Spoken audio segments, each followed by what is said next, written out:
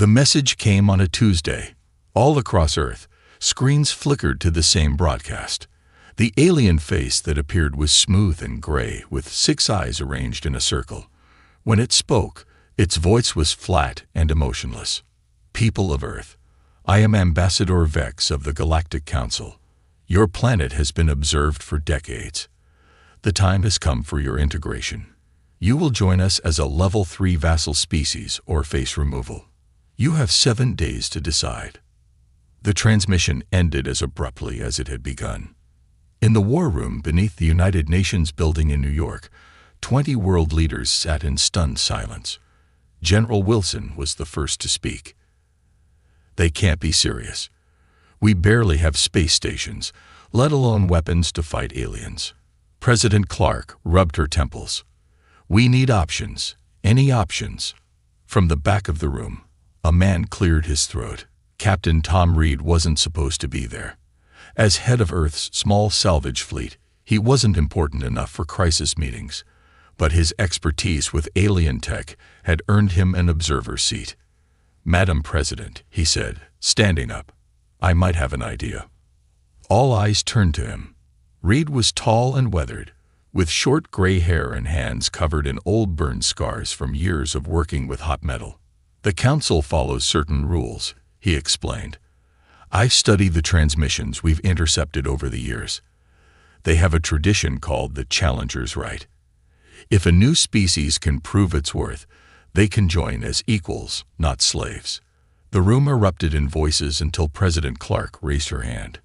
Captain Reed, we don't have warships. We don't have alien weapons. What exactly are you suggesting? Reed's eyes narrowed. We ask for scrap, and we build something they've never seen before. 3 days later, Reed stood before the same leaders, but this time the enormous face of Ambassador Vex loomed on the screen behind him. You amuse us, humans, the alien said after hearing Reed's proposal. Very well. We will grant you access to Disposal Moon K7. It is where we discard outdated and broken vessels. If you can build something that survives even one battle with our smallest scout ship, we will consider your petition for equal membership. President Clark leaned forward. And if we accept this challenge, you'll postpone your deadline. You will have 1 Earth year, Vex replied, its 6 eyes blinking in sequence. No more. After the transmission ended, General Wilson laughed bitterly. A junkyard. They're mocking us. No, Reed said firmly. They're underestimating us. And that's exactly what we need. The shuttle approached the gray moon slowly. Through the viewport, Reed could see the massive field of metal stretching across the cratered surface.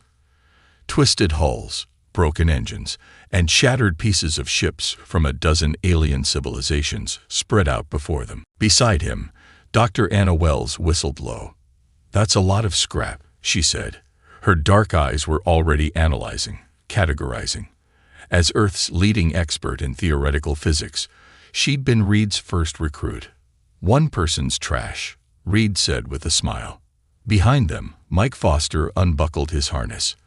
The young engineer had graduated top of his class at MIT and had an uncanny ability to make incompatible systems work together. It's beautiful, Foster said, pressing his face to the glass. Look at those hull designs. Those aren't even made of materials we've classified yet. The shuttle landed with a soft bump. As the door hissed open, a thin alien with blue-tinted skin was waiting for them. He wore what looked like armor, though it was more ceremonial than functional. I am Krell, your assigned observer, he said in perfect English. The Council has sent me to monitor your progress and ensure you don't exceed the allowed resources. Reed stepped forward and extended his hand. Captain Tom Reed. Krell looked at the hand, but didn't take it. Follow me. I will show you the living quarters and work areas you are permitted to use. As they walked across the lunar surface in their environmental suits, Reed noticed how Krell moved with a certain smugness. The alien clearly thought this whole exercise was pointless. Has any species ever succeeded at the Challenger's Right? Reed asked casually. Krell's mouth twitched in what might have been a smile.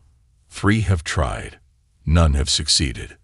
Always a first time, Foster muttered behind them. The base was a simple dome structure with airlocks and basic facilities. It would house the 50 engineers and specialists Reed had selected for the mission. As the team settled in, Reed called Wells and Foster to join him on a small rise overlooking the scrapyard. "It looks worse up close," Wells admitted, surveying the jumble of broken ships and parts. "Some of these pieces are completely fried." Reed shook his head. "Look deeper. See that whole section with the purplish tint? That's Argon-class armor, supposedly impenetrable to energy weapons. And that engine core, it's from a Suntory cruiser. Outdated for them, maybe, but centuries ahead of our tech." Foster was already taking readings with a handheld scanner. "Captain, some of these power signatures are still active. Dormant, but active." Reed smiled for the first time since the aliens had appeared in Earth's skies. "The Council thinks they're giving us garbage, but they don't understand humans very well. We've been making do with less for our entire history," Wells said, catching his enthusiasm. "Exactly," Reed nodded. "They've never had to adapt like we have. Never had to improvise or make repairs with whatever's on hand."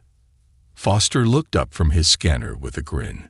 "They have no idea what we can do with a pile of scrap, do they?" Reed turned to look at the hundreds of broken ships stretching to the horizon. "No, but they're going to learn."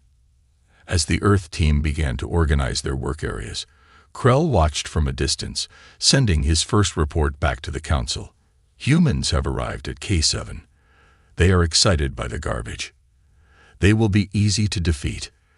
Little did he know that the first components of what would become the most feared ship in the galaxy were already being collected as Captain Reed's team began their impossible task, turning alien scrap into humanity's salvation. 2 months into the project, the scrapyard moon was transformed. What had been piles of twisted metal and broken hulls was now an organized operation. The Earth team had set up work zones, testing areas, and a central platform where the skeleton of their ship was slowly taking form. Tom Reed stood at the command center, a repurposed alien communications hub they'd found mostly intact. Holographic displays showed the progress of different teams across the vast scrapyard. "How's the power core coming along?" Reed asked as Dr. Wells entered, her face smudged with some purple substance.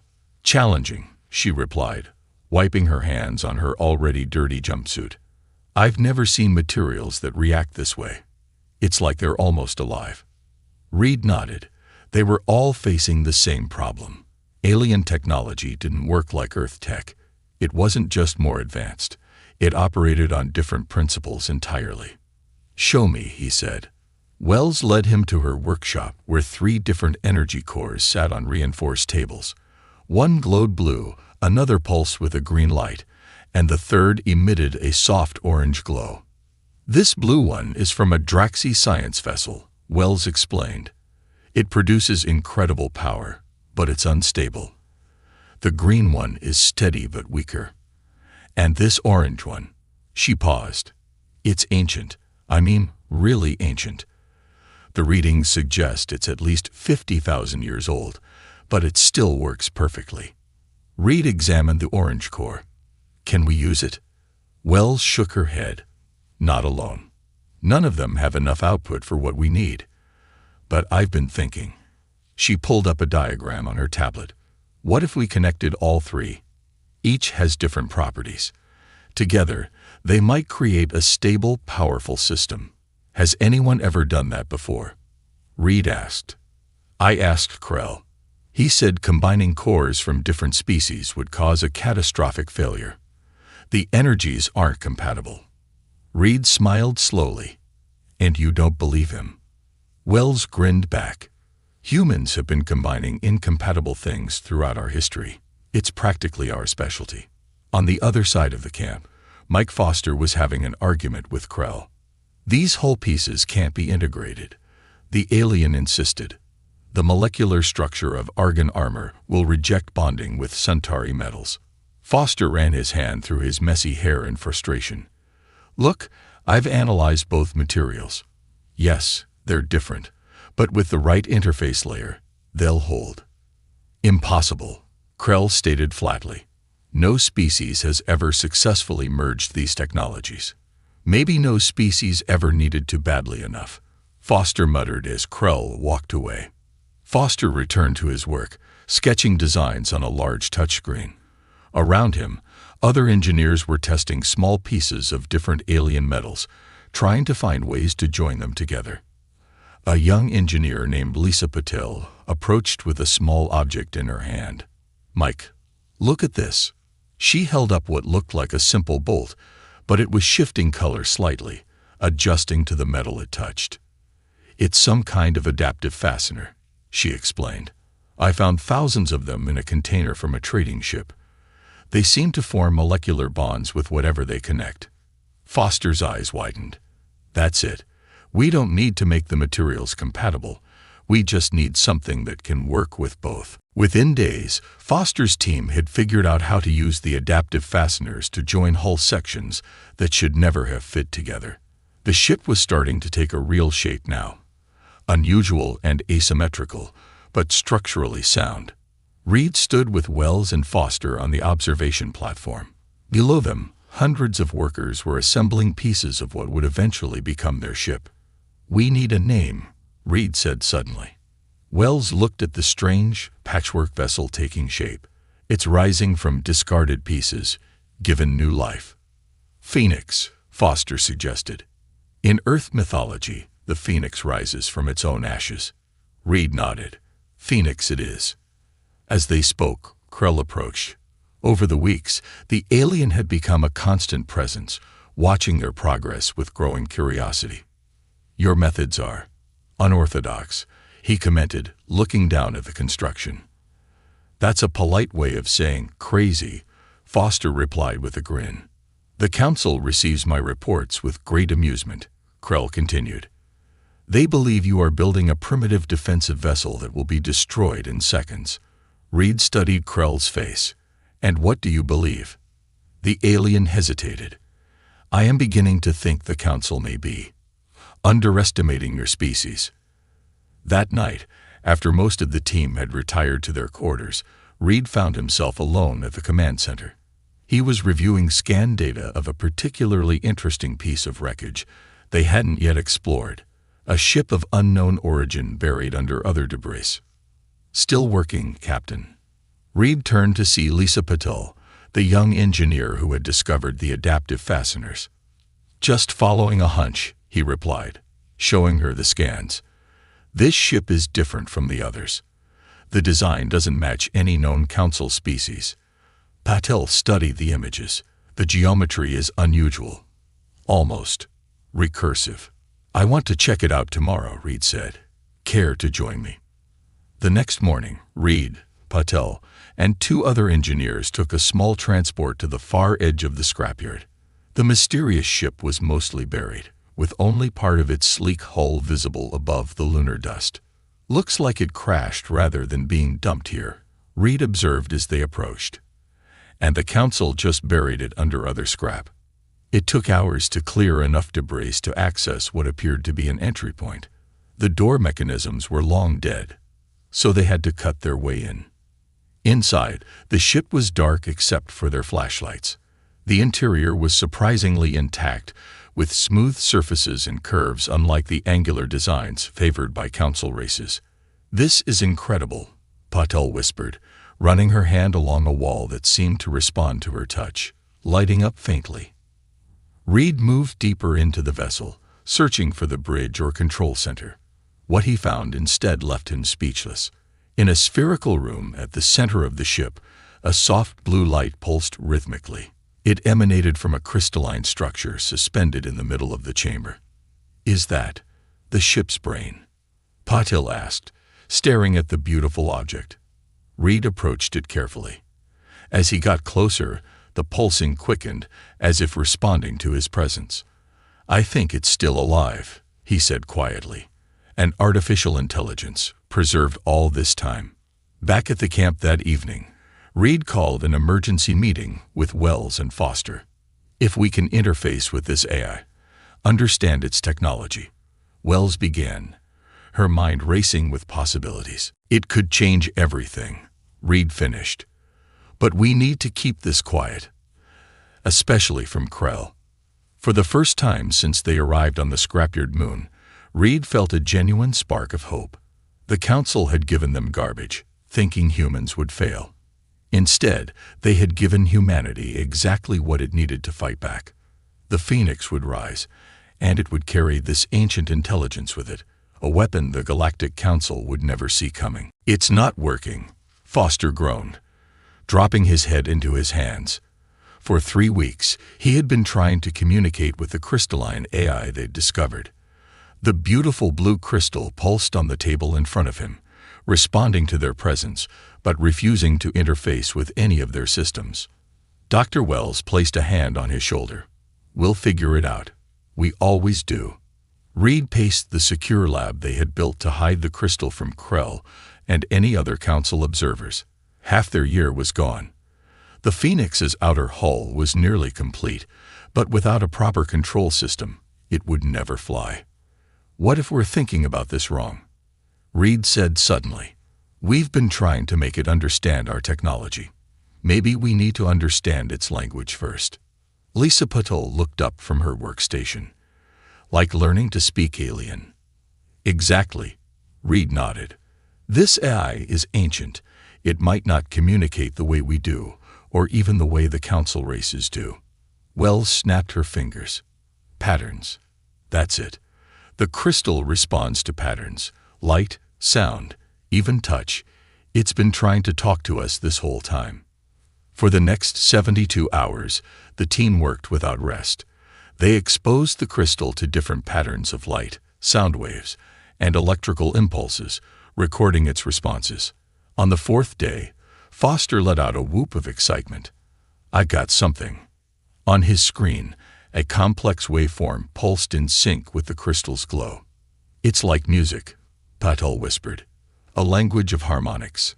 Foster had built a simple translator that converted the crystal's pulses into visual data. As they watched, patterns began to form on the screen. Not words, but concepts, impressions, memories. "It's showing us how to connect with it," Wells said in awe. Reed studied the patterns, and how to keep it hidden from the Council. Outside the secret lab, the Phoenix continued to take shape. From a distance, it looked crude. A patchwork vessel with mismatched hull sections and awkward bulges. This was deliberate. "The weapons systems are completely disguised," Foster explained to Reed as they walked the length of the ship. "These protrusions look like poorly integrated sensor arrays, but they're actually housing the plasma cannons we salvage from the Draxi vessel." Reed nodded approvingly. "And the shield generators, hidden in what appears to be external coolant systems. Krell thinks they're just heat exchangers." Speaking of the alien, Krell approached them, tablet in hand. Over the months, his initially smug attitude had evolved into reluctant respect, though he still reported regularly to his superiors. "Captain Reed," he called, "the Council has requested an update on your progress. They are particularly interested in your propulsion system." Reed smiled easily. "Still working on it. We've adapted some old ion drives, but they're inefficient. Nothing that would impress the Council." This was a lie. In reality, they had discovered a revolutionary propulsion system in the wreckage of an ancient scout ship, technology that predated even the Council itself. Krell made notes on his tablet. "At your current progress, the Phoenix will be barely faster than your Earth vessels. This is disappointing." "We're doing our best with what we have," Reed shrugged. As Krell walked away, Foster leaned in. "He suspects something." "Let him," Reed replied. "As long as he doesn't discover what's really happening inside the Phoenix, we're fine." In the heart of the ship, Dr. Wells was integrating her triple-core power system. Against all Council knowledge, she had successfully combined the 3 different alien energy sources into one stable, incredibly powerful unit. "The harmonic resonance between the cores actually amplifies the output," she explained to Reed when he joined her. "We're getting nearly 10 times the power we expected." Reed inspected the glowing system. Can we hide this energy signature? The Council will detect it once we launch. Already taken care of, Wells said proudly. I've designed dampening fields that make it read like a standard fusion reactor, primitive by their standards. Reed smiled. You're a genius, Anna. I know, she replied with a grin. 6 months later, with only 8 weeks remaining before their deadline, the Phoenix was nearly complete. From the outside, it looked like a cobbled-together mess, asymmetrical, with exposed pipes and what appeared to be hastily patched hull breaches. Inside was a different story. The Crystal Eye, which they had named Oracle, was now fully integrated into the ship's systems. It didn't speak in words, but its intuitive interface allowed the crew to control the Phoenix in ways no human ship had ever been controlled. It's like the ship becomes an extension of your thoughts, Foster explained as he demonstrated the navigation system. Oracle anticipates what you want to do before you even input the command. The weapons systems were equally revolutionary. Using the crystal's guidance, they had integrated technologies from a dozen different alien species, combinations that Council engineers would have deemed impossible. The shield system was Foster's pride and joy. He had reverse-engineered damaged shield generators from 3 different ships, and with Oracle's help, combined them into a layered defense that could adapt to different types of weapons. The outer layer absorbs energy weapons, he told Reed. The middle layer deflects physical projectiles, and the inner layer blocks radiation and exotic particles. The Council has nothing like it because they've never needed to combine technologies this way. One evening, Reed found Krell standing alone, looking up at the Phoenix. The alien seemed troubled.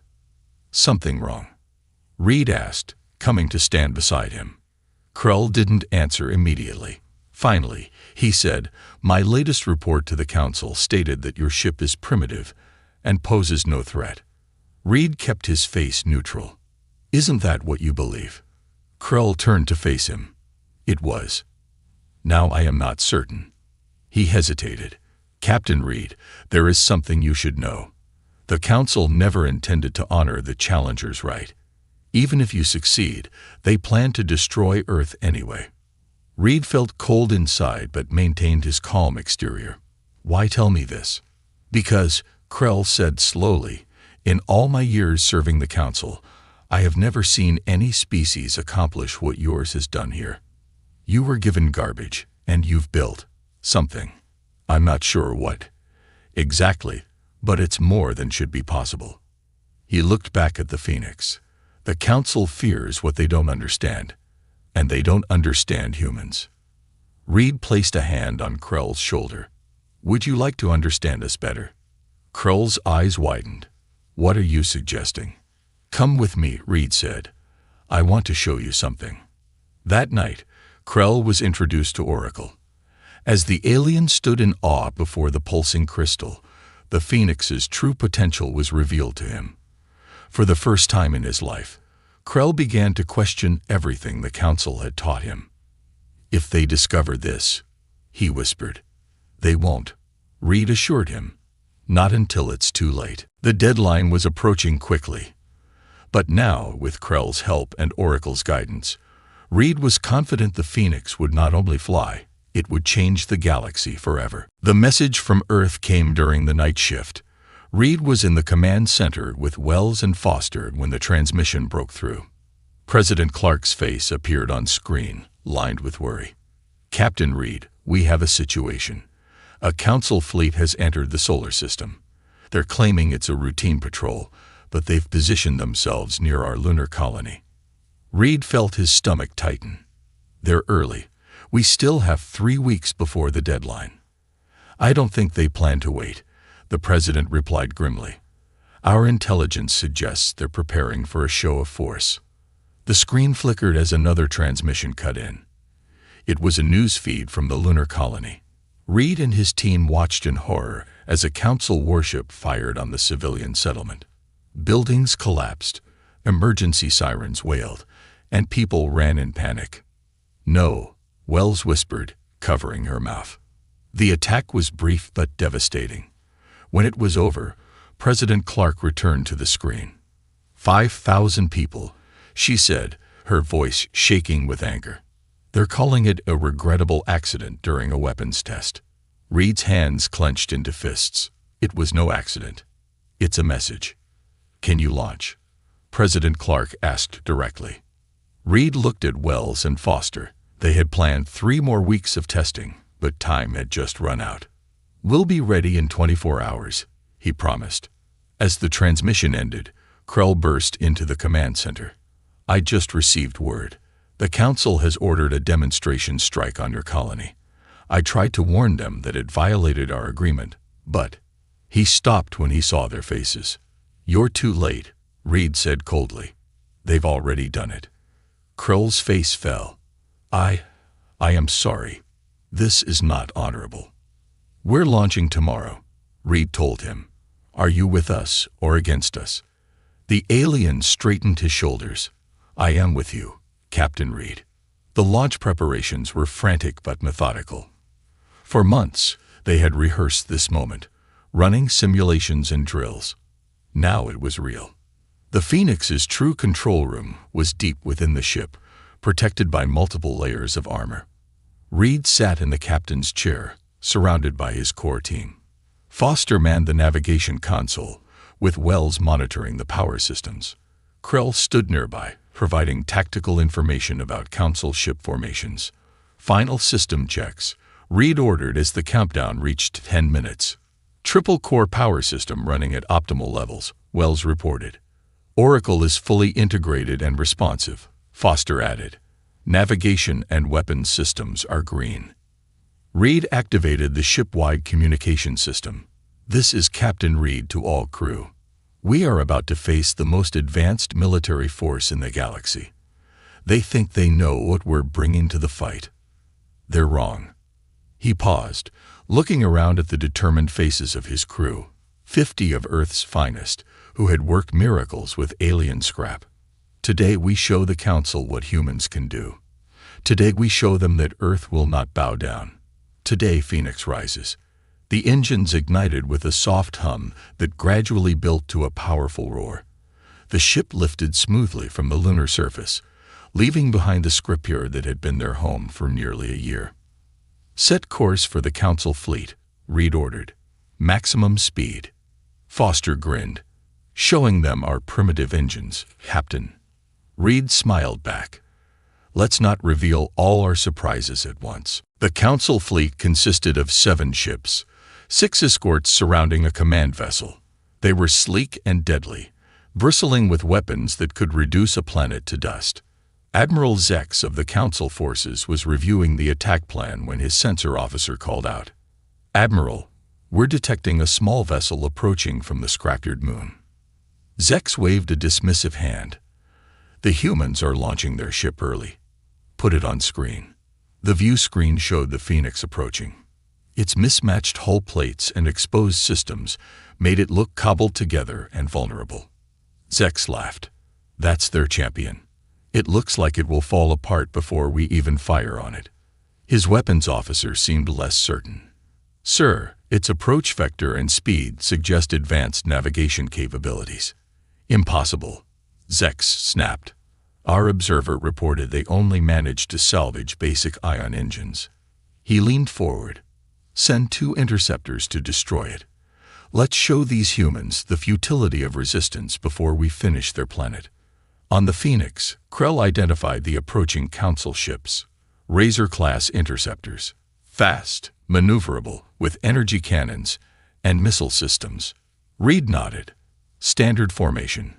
Yes, Krell confirmed. They'll try to flank us, attacking from opposite sides. Reed turned to Foster. Prepare evasive pattern Omega. Let them think we're barely able to dodge. As the interceptors approached, the Phoenix performed a clumsy evasive maneuver, narrowly avoiding the first volley of energy blasts. They've taken the bait, Reed said with satisfaction. Now let's show them our first surprise. Activate camouflage weapon systems. Panels that had appeared to be poorly repaired hull sections slid open, revealing advanced plasma cannons. The Council interceptors, not expecting any significant weaponry, flew directly into the Phoenix's firing range. "Target their propulsion systems," Reed ordered. "Let's take them alive if possible." The Phoenix fired. Brilliant blue energy beams lanced out, striking both interceptors with precision. Their engines failed immediately, leaving them drifting in space. On the Council command ship, Admiral Zex stared in disbelief. "How is this possible? Scramble all vessels. Destroy that human ship." The remaining Council ships moved to attack, their superior weapons charging. "They're targeting us with everything they have," Krell warned. "Standard Council protocol is to overwhelm unknown threats immediately." Reed nodded calmly. "Just what we expected. Dr. Wells, activate the shield system." Wells pressed her hand to a console that pulsed with Oracle's blue light. Shield harmonics aligned. All 3 layers active. The Council vessels fired simultaneously. Energy weapons, projectiles, and exotic particle beams converged on the Phoenix, enough firepower to destroy a small moon. The impacts against the shield created a spectacular light show, but when it faded, the Phoenix remained untouched. "Shields holding at 87%, Wells reported, unable to keep the triumph from her voice. On the Council command ship, panic was setting in. "Impossible," Admiral Zex shouted. "No technology can withstand that barrage." His tactical officer was frantically analyzing data. "Sir, they appear to be using multiple shield technologies simultaneously. The configuration is unlike anything in our database." Zex slammed his fist down. "I don't care how they did it. Destroy them now." Reed watched the Council ships regrouping for another attack. "I think it's time to show them what Phoenix can really do. Mr. Foster, bring us to attack speed." Foster grinned and placed his hands on Oracle's interface. "With pleasure, Captain." The Phoenix surged forward with sudden, impossible speed, closing the distance to the Council fleet in seconds. The patchwork exterior began to reconfigure, smooth plates sliding into place to reveal a sleek, deadly warship. "Target their weapons systems," Reed ordered. "Disable, don't destroy." The Phoenix danced through the Council formation. Its weapons fired with precision, crippling ship after ship. The alien vessels, never designed to fight something so adaptive and unpredictable, couldn't land a single hit in return.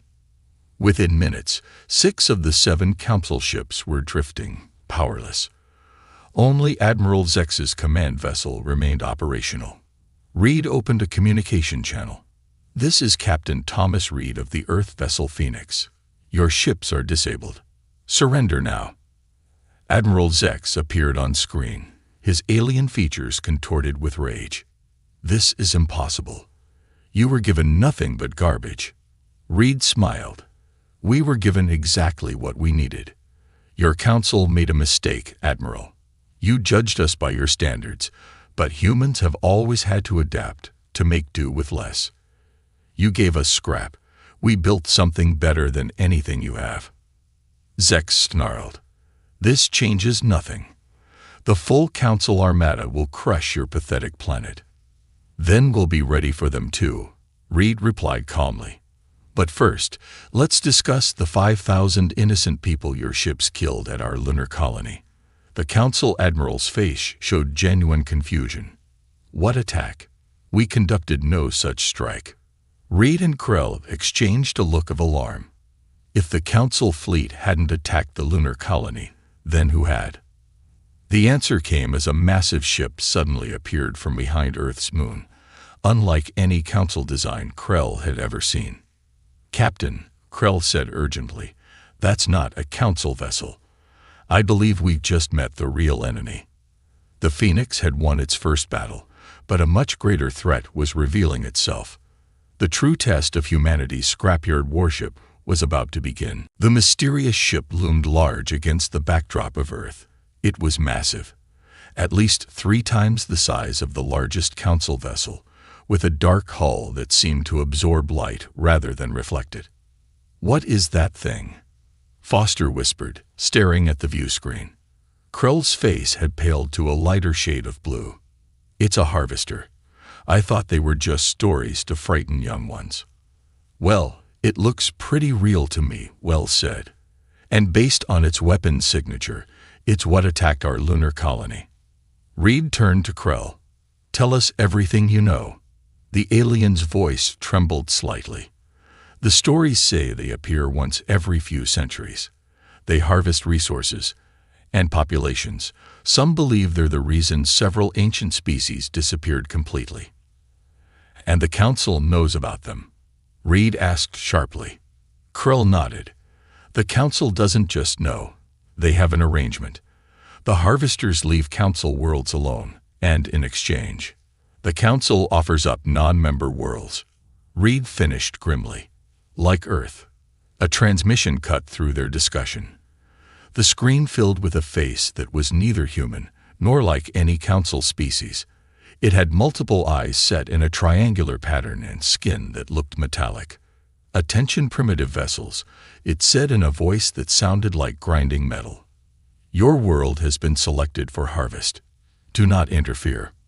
Reed stood up straight.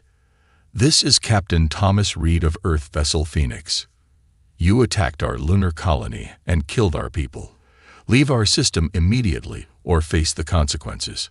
The alien made a sound that might have been laughter. "Your threats are meaningless. Your world has already been traded to us by the Galactic Council.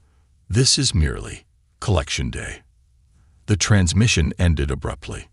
"So much for the Challenger's right," Reed said bitterly. "The game was rigged from the start." Admiral Zex's face appeared on a secondary screen.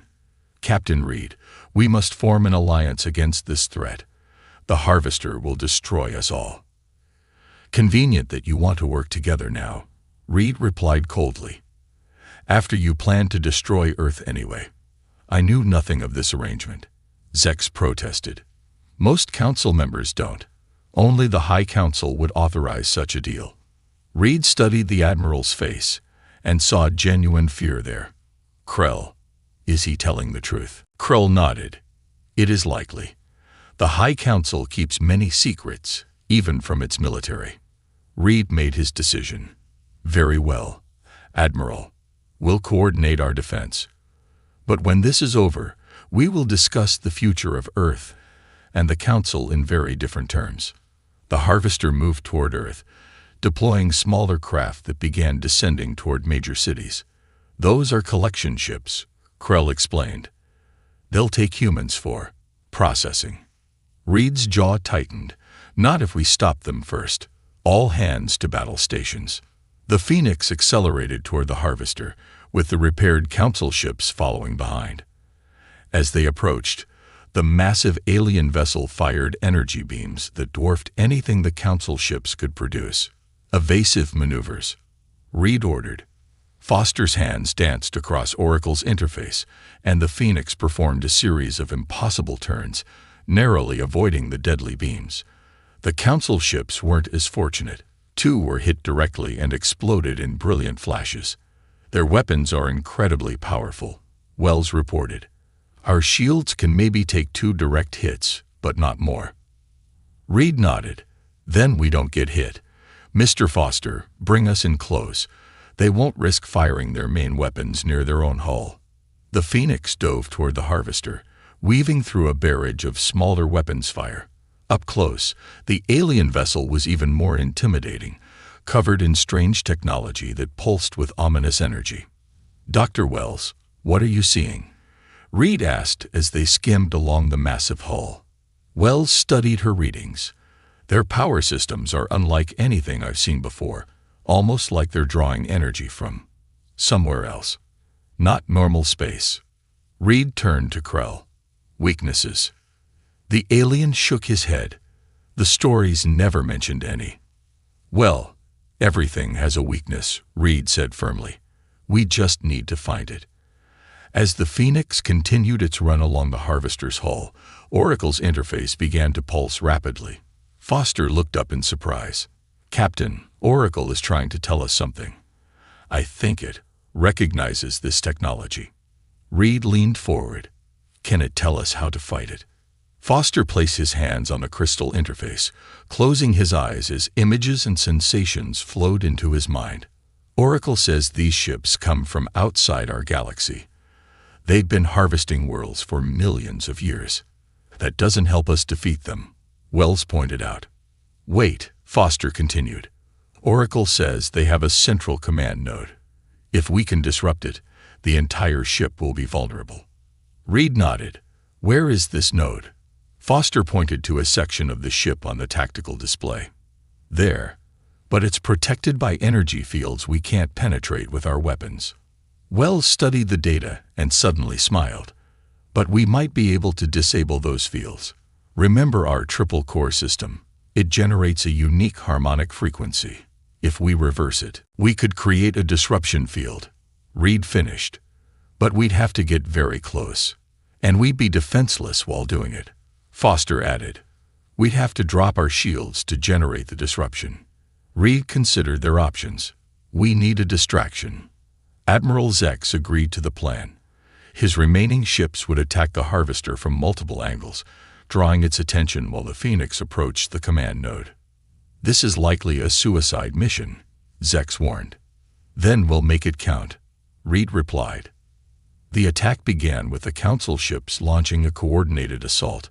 The Harvester responded with overwhelming force, focusing its weapons on the Council vessels. Meanwhile, the Phoenix, running with minimal power to avoid detection, slipped beneath the Harvester's massive belly, approaching the location of the command node.